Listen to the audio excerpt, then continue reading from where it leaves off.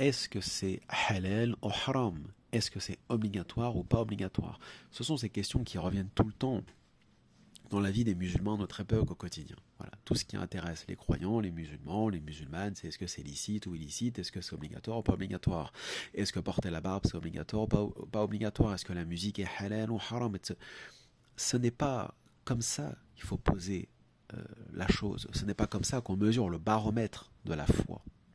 C'est est-ce que réellement, au quotidien, dans notre foi, dans notre pratique, dans notre dîn, est-ce que nous craignons Allah?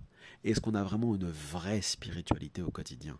Est-ce qu'on est vraiment dans une démarche spirituelle à travers des actes, que ce soit la prière, le jeûne, les invocations, les évocations, la récitation du Coran, les passages à la mosquée, le fait de rester loin des foules, le fait de rester loin du matérialisme, du consumérisme et ainsi de suite? C'est ça le vrai sens de la taqwa, de la piété et de la crainte d'Allah Ta'ala, du suivi de la voie tracée par le prophète sallallahu alayhi wa sallam. C'est pas dans l'immédiat des normes et des normes et des normes. C'est pas parce qu'on suit des normes, c'est-à-dire est-ce que j'ai une barbe ou j'ai pas de barbe, est-ce que je porte le voile ou pas, que ça y est, on a accompli sa foi et sa spiritualité au quotidien. C'est sur quoi je vais mourir. Est-ce que la question c'est je porte le voile, c'est bon, je peux mourir musulmane, j'ai une barbe, c'est bon, je peux mourir musulmane. C'est pas comme ça qu'il faut poser la question. C'est qu'est-ce que je fais, qu'est-ce que je produis comme acte à la fois du cœur et extérieur au quotidien pour être sûr que je suis réellement musulman, musulmane et agréé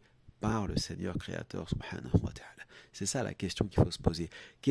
Comment je meuble ma journée? Avec quel genre d'acte je vais meubler ma journée pour être proche d'Allah ta'ala? Comment je développe cette rabbaniya, cette proximité avec le Très-Haut? C'est comme ça qu'il faut se poser la question. C'est pas seulement, voilà, j'ai acheté un qamis, je porte un voile, j'ai une barbe, voilà, j'ai acheté la panoplie du musulman sur Internet, je l'ai commandé, donc je suis déguisé en musulman, je suis déguisé en musulmane, mais est-ce que mon cœur, est-ce que les actes du cœur sont réels dans mon quotidien? Est-ce que j'ai cette ikhlas, cette sincérité, cette niya, comme on dit, innamal a'malu binniyati, les actes ne valent que par leurs intentions. Est-ce que mes intentions sont pures? Est-ce que j'ai lavé mon cœur de toute forme de shahawat, de passion, de pulsion, etc. Est-ce que dans mon quotidien, dès le matin, j'ai un mot, d'abord j'ai un acte du cœur, puis un mot, puis un acte qui plaît à Allah tabaraka wa ta'ala. C'est comme ça qu'il faut penser. Est-ce que j'ai un programme quotidien réellement spirituel qui me rapproche de mon Seigneur, qui m'écarte de ce qui est mal et qui surtout m'apporte vraiment du réconfort, de la quiétude, une paix intérieure au niveau de mon cœur, de mon esprit, parce que c'est la finalité de la foi, c'est le bonheur temporaire ici-bas. En vérité n'a aucun sens, puisque dans l'au-delà on va pas emporter ses meubles, ses vêtements, ses voiles de soie, de médine, on n'emportera rien, on n'emportera que nos œuvres.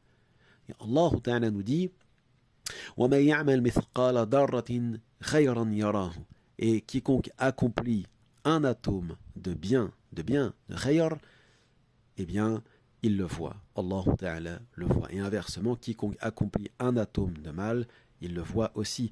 En d'autres termes, on est vraiment jugé sur des actes, les actes du cœur, les actes de la langue, de la parole et les actes extérieurs, les manifestations de la foi, c'est-à-dire ce que je fais chez moi, à l'extérieur, dans la rue, à l'école, au travail, etc. Et surtout mes actes d'adoration.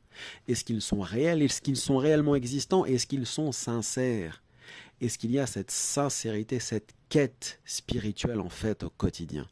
Il faut que les croyants gardent à l'esprit que chaque jour est une quête, un voyage spirituel en quelque sorte, où tous les jours je me lève, mon but c'est Allah.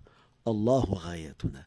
Dieu est notre but, le Créateur est notre but. Donc c'est-à-dire, chaque jour je me lève avec un nouvel objectif réellement spirituel, de faire encore mieux que la veille, et à la fois pour plaire à mon Seigneur, obtenir sa satisfaction, et en même temps pour améliorer aussi ces actes qui vont m'apporter encore plus au-delà des récompenses, des bienfaits aussi intérieurs.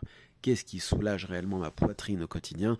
C'est cette quête, justement, chaque jour, de rechercher le visage d'Allah Ta'ala, non pas seulement d'être dans la forme ou de respecter des normes. Là, je retourne tous les paquets de biscuits, tous les paquets de bonbons dans les magasins pour voir s'il y a des E. D'accord, mais c'est pas ça la finalité du din, et c'est même pas ça le but, en fait.